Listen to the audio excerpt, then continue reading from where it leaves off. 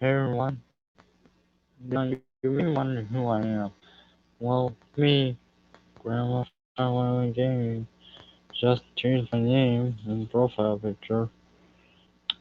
So yeah, this is what I'm what we call from now on. So yeah, and also this is just for us one YouTuber in particular who is ParmenTOONS. So yeah,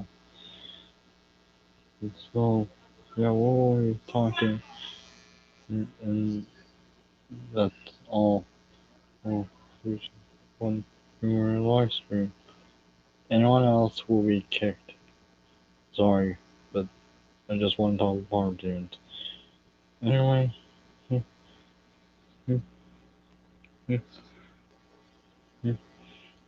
yeah,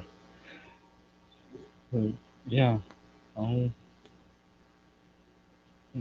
yeah, yeah.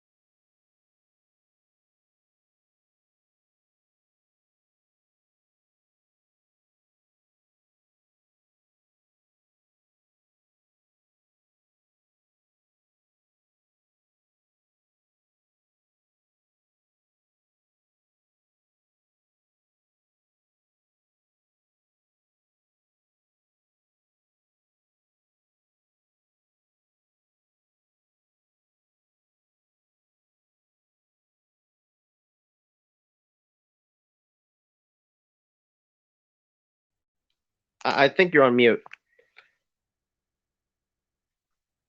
Yeah, you're muted.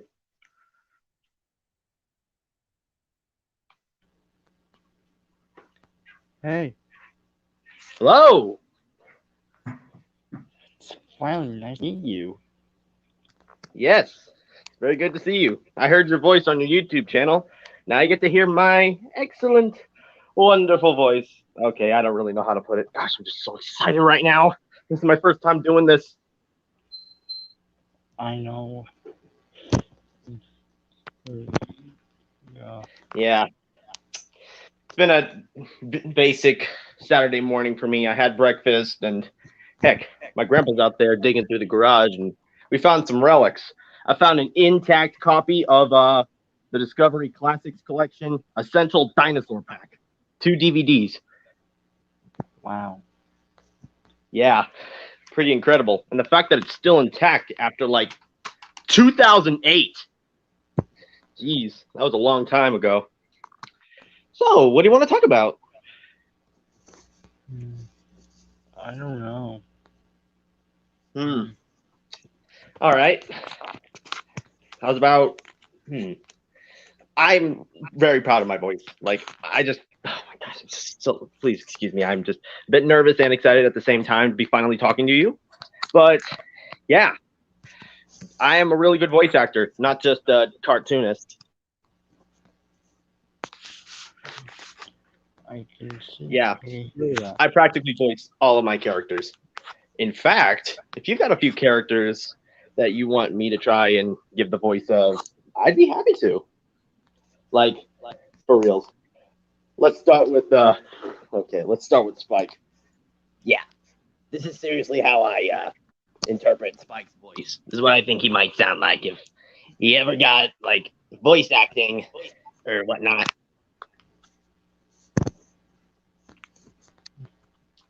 Pretty good. Thank you. You too.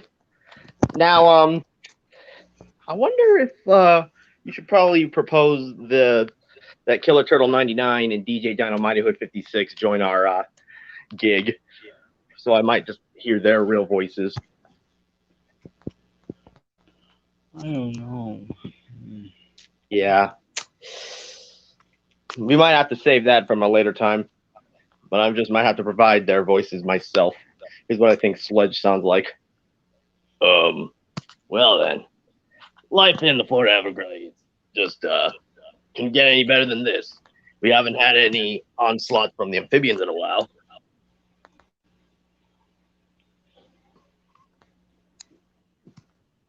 And maybe it could use a little more work.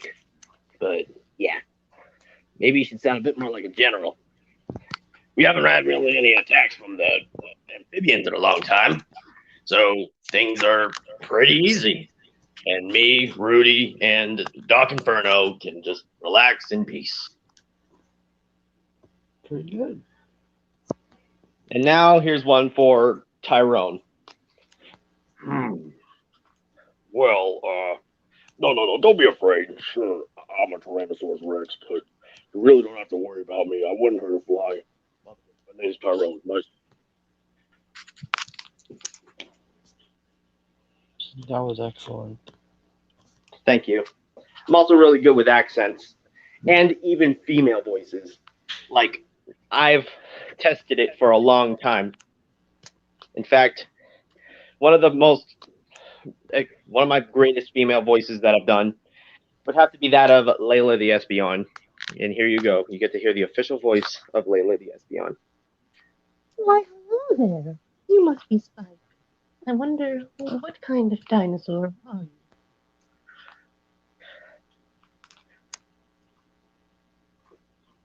Yeah, it took me a while Wow. to hone my skills of using female voices. And I especially love how mellow Layla's voice is.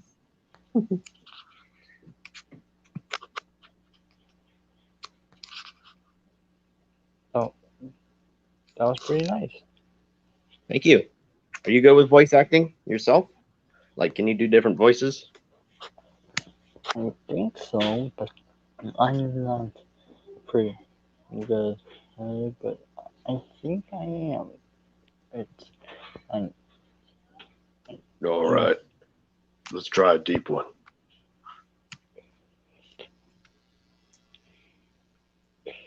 oh, you must Uh, be PT. Yeah, that's the name, DT. Now try a scrabbly one, like make your throat all scrabble. Yeah, something like this. Wow, it's very nice to meet you. Yeah. Yeah. I like to do Scrabble in both high pitches and low pitches, never the normal pitch. When it's all high pitched like this, it kind of sounds like a mischievous little gremlin or a raptor or something. And when it's all low, it really sounds like this hulking beast or monster.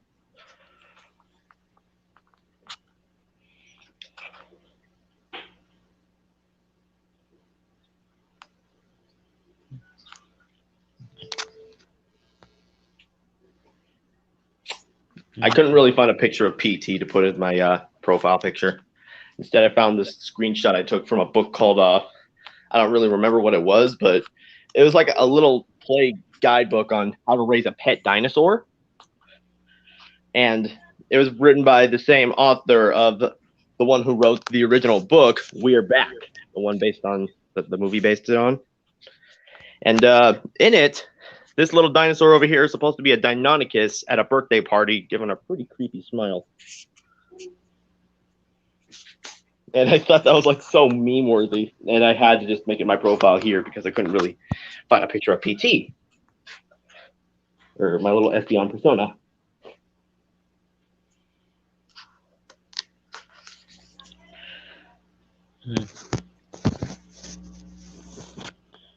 How you been doing in carnivores?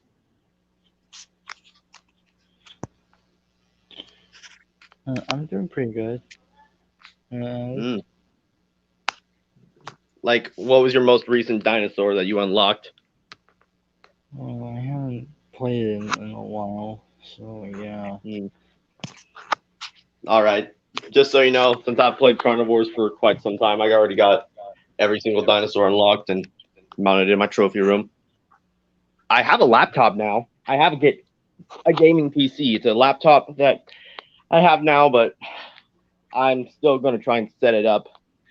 And I should try setting it up tomorrow and starting to download carnivores mods, like play the full-on PC experience instead of just the mobile ports. Sure, the mobile ports may have new dinosaurs, a few aesthetic changes when it comes to graphics and whatnot.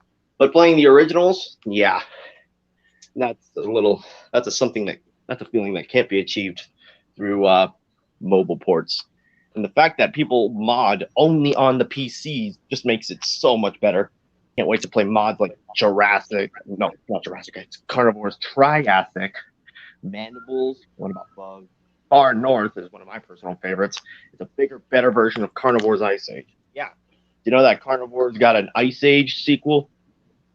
No, I didn't. Yeah. It's set in the northern parts of FMM UV32. And unfortunately, it got panned, critically panned, because it was kind of lackluster and rushed. Honestly, they could have had so much more cooler animals. Unfortunately, they got cooler animals in the mobile ports. But when talking about the original, yeah, they have wild boars for some reason. Sure, it could be represented by some giant prehistoric wild boar, but it's not even a daedon or anything like that. It's just a pig. And they also have an ordinary wolf and an ordinary looking grizzly bear. Yeah. And what is cool, though, is that it did manage to throw in a new theme for carnivores, obviously the Ice Age, and it even put in a bonus animal. You've never really been familiar with Carnivores Ice Age, so I'm not really going to spoil the bonus animal for you, but I will give you a hint. It's something you'd never expect to see in the Ice Age, but it still is known to live in ice and snow. Wow. All right, I'll tell you. They put a Yeti in the game.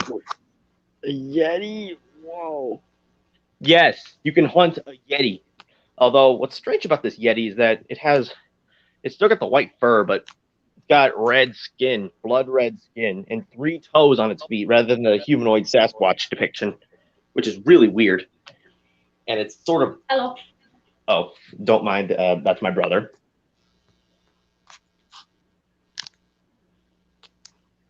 And, oh boy. The mobile port, though, some might say it is a lot better. But when it comes to ambient animals in the original, you only had 2, while carnivores had like 4. Pteranodon, Dimorphodon, actually make it 5. Dimetrodon, Monstrops, and Gallimimus running around in the maps.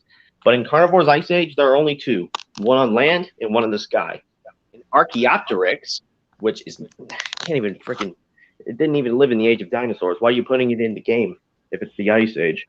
It didn't even live in the Ice Age. It's a dinosaur, technically. And pigs everywhere. And they aren't even like prehistoric or anything. They're just ordinary looking pigs. They're just running around the map in the ice and snow. It's unbearable, really, when there could have been so much potential to put in other animals as ambients, like dodos or something. And as for the mobile ports, they didn't really take care of the ambient problem, but they did add a handful of new Ice Age animals to spice things up. But I think it was like only 5 new animals that they added. The base game for PC already had the Diatrema, or Terror Bird, but the mobile port added a bigger, badder Terror Bird called Titanus, and this one was a lot worse than the base Diatrema.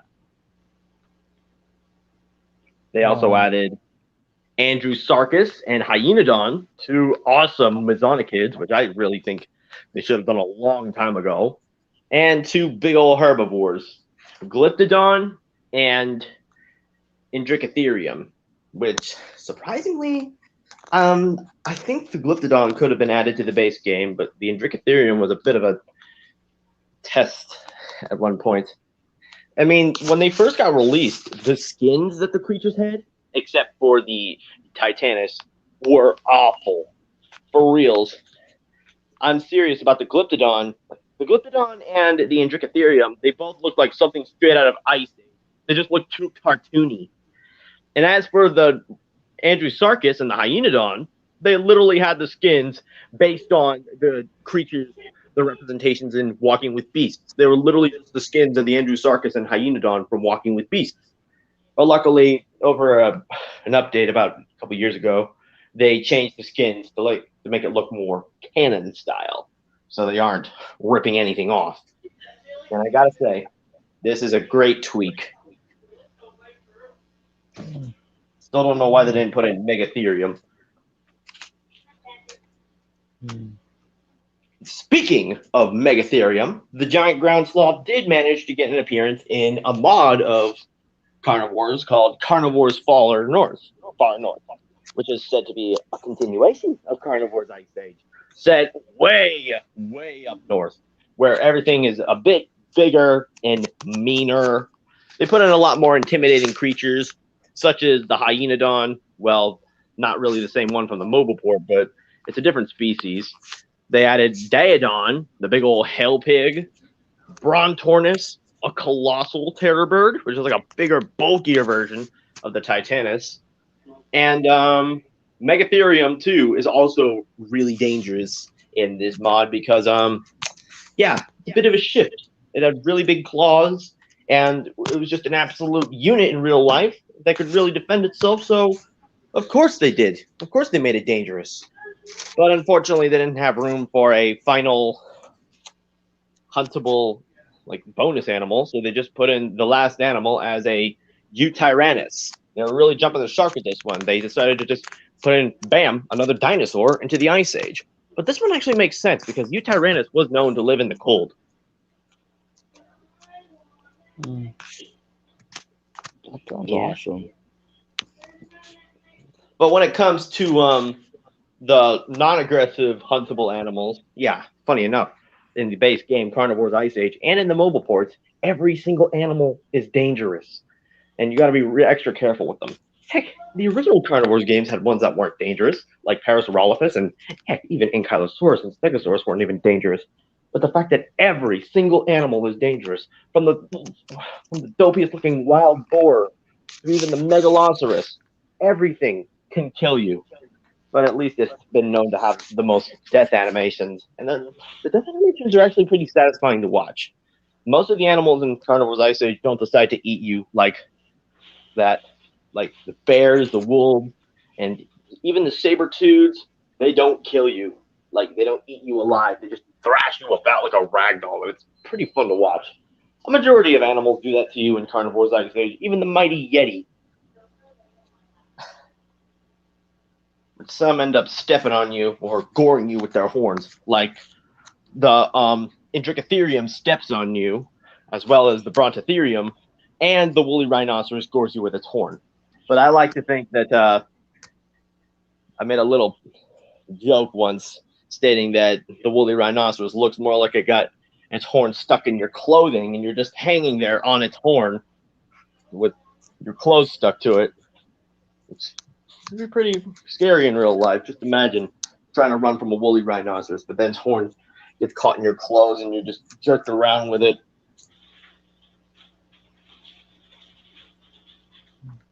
Yeah, that's a bit scary. So much so that I even made a little parody of that scenario with the woolly rhinoceros giving a hunter a wedgie with its horn hanging from his underwear. I'll post it. I will immediately post that. You've got to see it.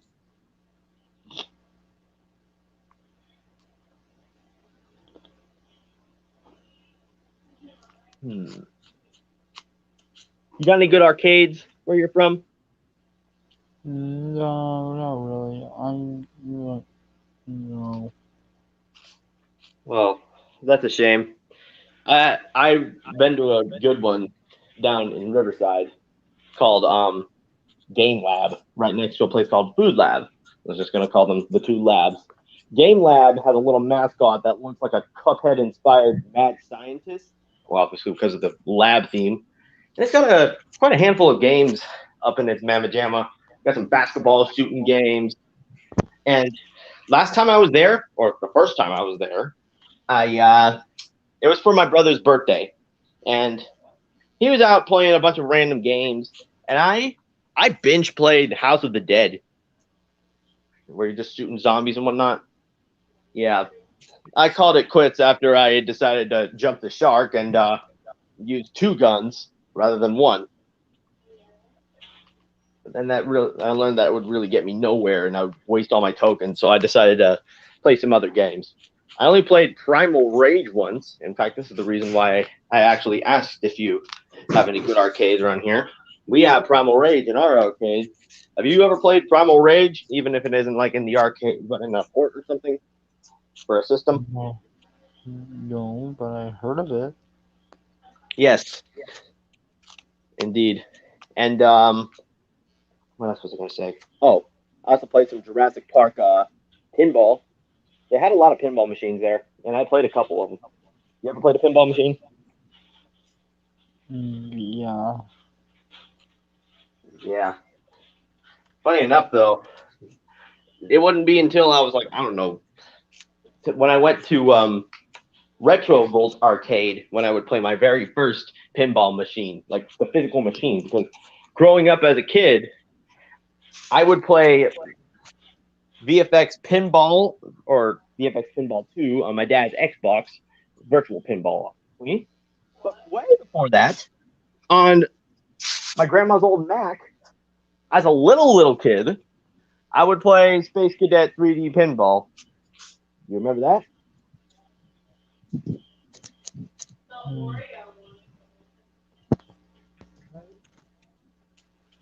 That's pretty cool.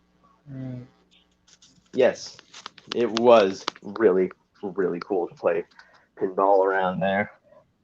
And I also blew off some of my quarters playing a game called Down the Clown. If you might not know, some arcades have these carnival game style games, like ones where you knock down clowns or whack a big old test your strength thingamaboodle. Yeah, I played that game for quite a while, and I almost won it at one point. But then I switched and started playing some basketball.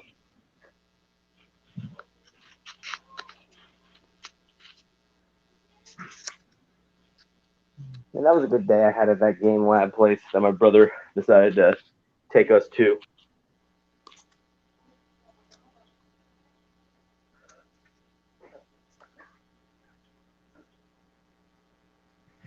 Got any plans this October? I'm glad it's October. I'm glad it's October as well. Yes, indeed. It's a great month of horror and beasts and monsters. What are you going to do this month? I will. I would. Well, I don't know. You got anything set for Halloween? What are you going to be?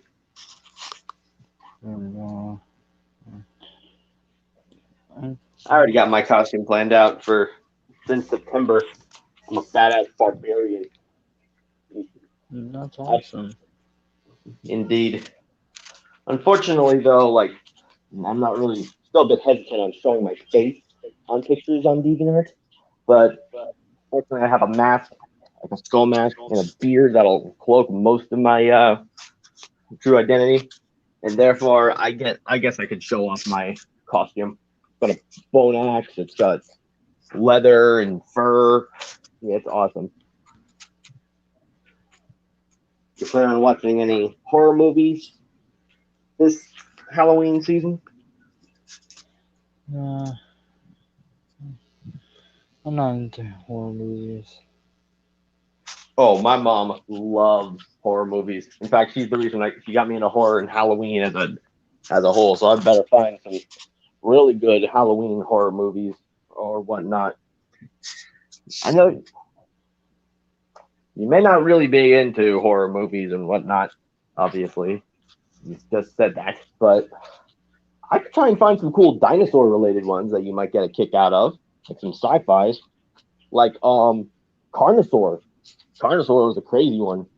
They claim it's a ripoff of Jurassic Park, but it was actually based on the book. They say it's a ripoff of Jurassic Park because it had full-scale dinosaur animatronics, just like Jurassic Park. I might get into that. Yeah, Carnosaur had a couple of sequels, and never really watched Carnosaur, nor am I really that into the plot. But there are a bunch of like raptor type dinosaurs and a big hulking T-Rex. Which, funny enough, the studio that made that T-Rex animatronic also reused it for a rather R-rated movie called Dinosaur Island about a group of military crash landing on a mysterious island inhabited by hot ladies and rabid dinosaurs. Wow. Yeah.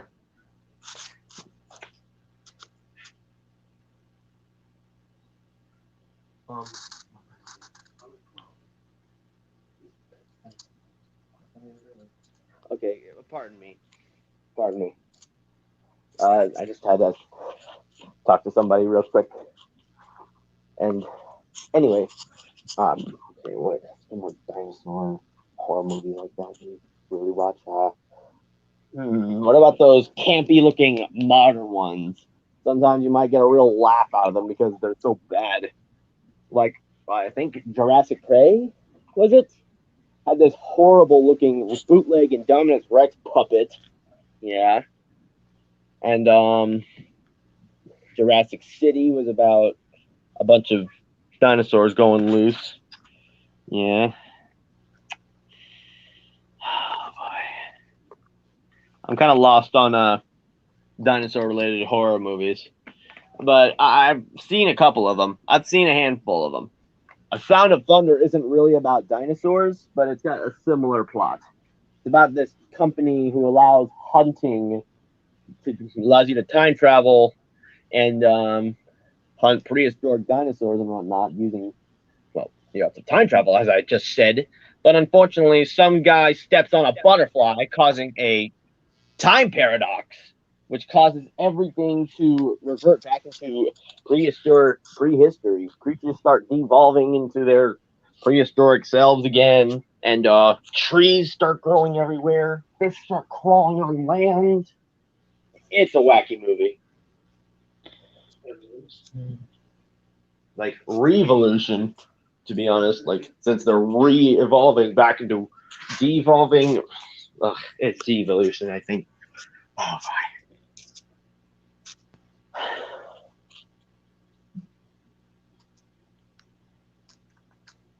all right, I guess I'll just pass the baton over to you. I'm kind of lost. Give me something interesting to chat about.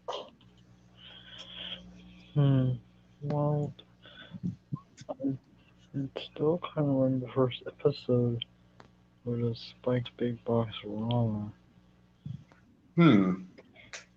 So, yeah. What is... Which was what I was wondering, since the whole story starts in prehistoric times, I'm starting to really wonder what time period Spike would live in, because you have the characters that are dinosaurs from obviously the Cretaceous and Jurassic. So, but obviously, since I like to think that Spike is a rhinoceros, which the scientific name would be to me Ceratosaurus pugilicus, a subspecies of Ceratosaurus, and Ceratosaurus came from the Jurassic period. So, would the beginning of Spike's Big Boxorama be set in the Jurassic period, or would it be like a big old mixing bowl era? A mixing bowl era is what I call a time in like cartoons where dinosaurs coming from many different generations would just not just generations, millions of years apart from each other, which is like meet up, like in the Land Before Time, as I just anyway, yeah. A Stegosaurus would never meet a T-Rex in real life, but in the Land Before Time, that's kind of a common thing. Stegosaurus meaning a Triceratops, which also came from the Cretaceous. So, are you willing to do an actual time period, like Spike and his family live in the Jurassic period, or some Mesozoic mixing pot with creatures from both the Jurassic, Triassic, and Cretaceous? I think I'll do the mixing because it would be cooler that way. Yes, you can throw in multiple prehistoric Mesozoic dinosaurs at once. Yeah, I think. Yeah, I think DJ Dynamite 56 does the exact same thing with that kind of plot line. A Stegosaurus and a T-Rex meeting up, though they would never meet up in real life. Funny enough, though, get this: a Stegosaurus and a T-Rex are on a closer amount of time towards each other. Like, okay, a Stegosaurus and a T-Rex lived closer to each other in time than a T-Rex would live to humans, because humans evolved way long before dinosaurs went extinct, and mammals would prevail. Which is why the Cenozoic really intrigues me. It's full of such familiar-looking creatures, yet they're so distinct from what we see today. For example, woolly mammoths. You notice they're just big old elephants, but they're hairy and they have massive tusks. And I was about to mention that Mesozoic mixing bowls aren't the only things seen in cartoons. Like, there is an example of a Cenozoic mixing bowl, and that would have to be Ice Age. A good example to prove this statement, because Ice Age is supposed to be set during the Pleistocene epoch, the actual Ice Age, you know. But they decided to throw in multiple Cenozoic creatures at once. How to prove this is because, like, that they came from different time periods. You have woolly mammoths, which actually lived during the Ice Age. But then you have also these weird tapir-looking creatures that are called the trunkless starts, which are based on Merotherium, a real-life creature that was actually the ancestor of elephants. So, yeah, they're just straight up looking at their cousins right there. which is pretty darn weird. Can you just imagine if we're living in a world where we still live among Australopithecus and Homo erectus? That's what it would be like. It's just plain strange. And also, Ice Age is supposed to be set in North America, where the actual glacial fields and whatnot were scattered about. But there are several animals that do not belong in North America in the movie.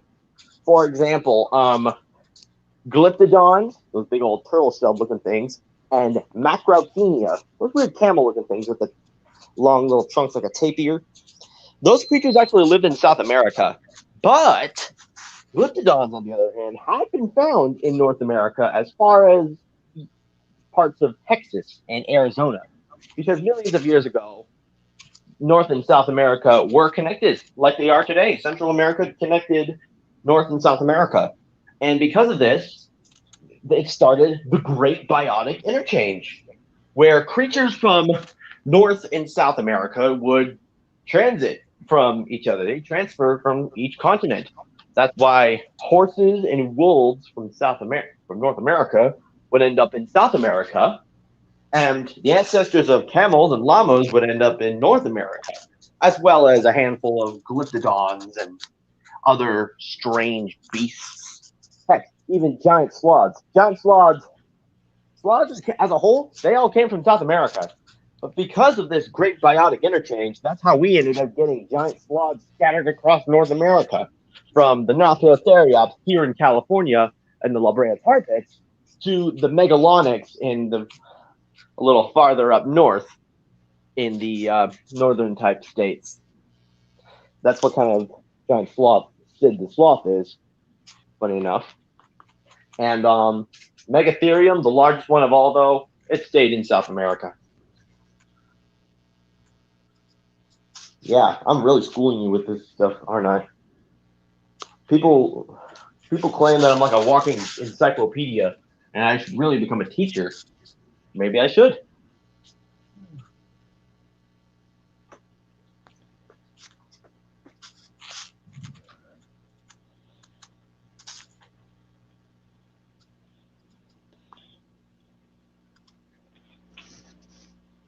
And I like to make impressive little stories about prehistory and stuff like it, events like the Great Biotic Interchange, because I just make it so interesting. Perhaps I should really illustrate something like that or animate it. I rarely animate, but when I do, I put a lot of time into it, and I try to make it look as good as possible. But my typical form of animation is just moving pictures around. Like, I rarely just draw things out. I move like pictures.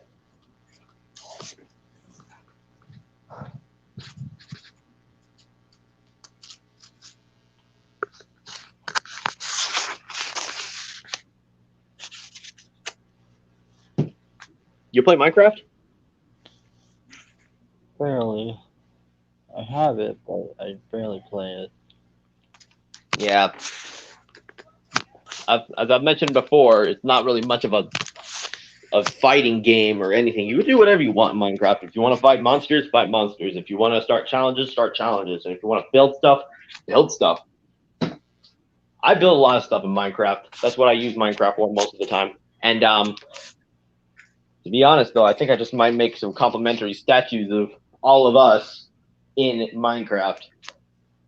Like, that'd be awesome. Seeing a giant statue of Spike in Minecraft. Yeah. Maybe that could be a season 2 episode or so of Spike's Big Boxorama, where I don't know, Spike finds some sort of grass block that seems very out of place in your universe, and touching it causes the whole world of Spike's Big Boxorama to become Minecraft. And Spike is all blocky and whatnot. Steve is even in it. And Wolfa, what's her name? That one Minecraft wolf character you made? Wolfia? Yeah. Yeah, her. She might make an appearance in the Minecraft crossover special. Man, Adventure Time had a Minecraft crossover. Do you remember that? Oh yeah, I did. What sucks though is that it was made during the time of Minecraft's darkest days when people were forgetting that Minecraft was a thing and moving on to Fortnite. Ugh. I don't play Fortnite, nor do I want to because yeah, it's kind of sad how for reals, like how our generation is turning. I saw a TikTok today saying that what the hell is this? Like those book fairs. Who remembers the book fairs from school? Yeah, those were the greatest days of our childhood lives when it came to the book fairs. We got money and we would buy books, new books. Whatnot. Yeah, the early 2000s book fairs were righteous. But what sucks though is that there is a new type of book fair out there. It's not a type, it's just the same old book fair. They keep on changing. But they changed for the worst in 2021. For reals, this TikTok showed horrible books. Like the Teenager's Ultimate Guide to TikTok. Yeah, there are a lot of TikTok books around too. Yeah, that's not good. And not a single Diary of a Wimpy Kid book in sight. Instead, you got these campy ripoffs. And oh boy, what a time to make a campy ripoff, am I right? Diary of an Imposter, for reals. There are a lot of Among Us books too, because Among Us is so freaking popular. It's been making bootleg books and whatnot. And yeesh, I don't even play Among Us. And my mom took me to Spirit Halloween store. No, it wasn't Spirit Halloween store. It was Party City. And I even saw some Among Us costumes. For real, they had the mask of the red imposter and everything. Among Us is just consuming our lives. And it's all giving us a case of pareidolia. You've seen the memes where everywhere you go, you just see the Among Us crewmate in objects you see. It's crazy. That's the actual condition it's called. It's called pareidolia, where you see faces and different things within objects. And it's not like a mental illness or anything. It's actually something that we've all had at one point. Pareidolia is not like something you can catch or anything. It's not a disorder. It's something everyone has. You could see something within something else, one thing within another thing. And scientists say that pareidolia has been with us since we were apes, for reals. That's why certain monkeys get so scared of vines, because they believe it to be a snake. Or the reason cucumbers scare cats so much, they also think it's a snake.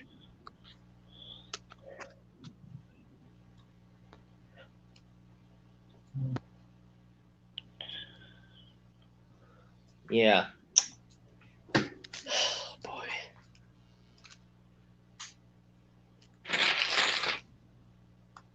I only mentioned it in one tiny little note. I could have really showcased more on my little adventure at Knott's Berry Farm. I went last Monday. You ever been to any good theme parks like that? Not really. Me and my brother went on a handful of great rides. The first ride we went on was a swing ride where you're like lifted high up and you start swinging everywhere. Yeah, that's a basic carnival type ride we went on. We also went on some spinning teacups, except these aren't teacups. We were in a place at the park called Fiesta Village, themed around Mexico, where we were in spinning sombreros. And my mom got video of us spinning so freaking hard. And we didn't even get dizzy. We just had a lot of fun. We were just ducking our heads down to make it a little more aerodynamic and move faster. And it was hilarious. Then we went on the basic merry-go-round ride. My brother got on this black war horse while I rode a giraffe. After that was the Calico Mine Train, where you're going through, it's a dark ride, where you're going through a mine. But here's the catch. Since it's not Scary Farm this time of year, they didn't even make the, they themed the Calico Mine Train, but they didn't even make it scary this time of year. Instead, they actually made it rather charming. They made it the Calico Candy Mine, where all of the gold and silver and ore has all turned into candy, and all the miners are singing and celebrating and all this candy. And the song they were playing in there was actually really darn catchy. And my grandpa said that when I told my grandpa that they were playing a charming song on the ride, he started comparing it to "It's a Small World," but thank the Lord that it wasn't that repetitive as "It's a Small World." And I was all like, man, if only I had the lyrics to that song, I could have sung along. It was great. All the lighting was awesome to make it all look like candy and taffy. All of the dynamite was replaced with cola and carbonated sodas that would just pop everywhere. And then after that, around the time it was time for us to go home, or no, not really. The park wasn't closing. We went on one last ride or so. It was the Calico River Rapids, formerly known as Bigfoot Rapids. The Calico River Rapids ride is obviously a rapids ride where you're riding in a big old raft, and they rethemed it, and it has all kinds of little critters and animals around, like mountain lions, wolves, bears, and you even go into a cave and find Bigfoot, which was, yeah, the Calico River Rapids ride was my favorite ride at the park. But then we left the park. But before we left, we did a bit of shopping. And that's how my day at Knott's Berry Farm went. Huh. That's pretty cool. Indeed. I should really get ahead of posting pictures on DeviantArt of my adventures. But then when I did it in Colorado, afterwards, after I posted all my pictures in Colorado, some dude called Scissor Wizard, who had apparently been watching me, was complaining to me that all of these freaking pictures that I've been posting are comparable to like drawing stick figures on pieces of paper and randomly taking pictures of them. Well, sure, some of the pictures were a bit blurry, but that wasn't my fault. And he was complaining that I was blowing up his entire freaking thing, and I should probably find a way to post somewhere else. But no, I really couldn't. Man, I miss Colorado. I had such a great adventure there, and you guys got to witness every single tidbit of it. I had a lot of fun.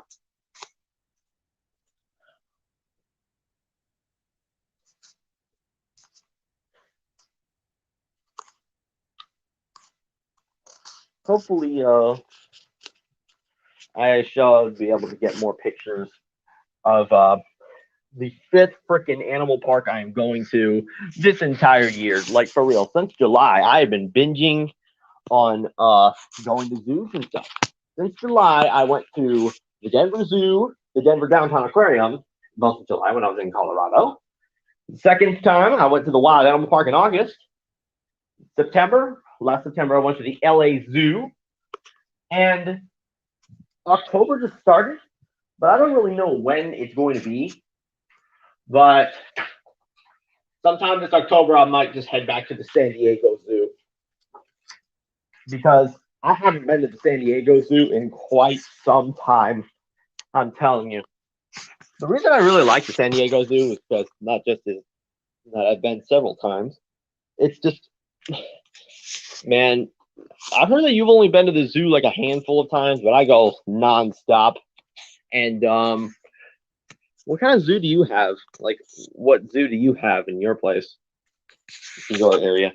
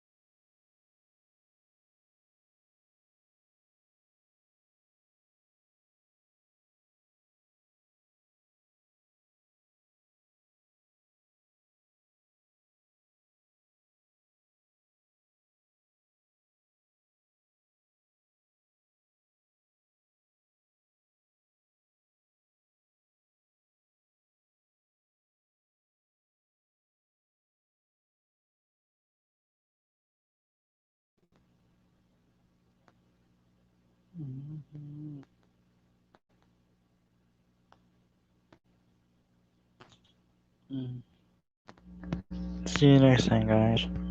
Bye.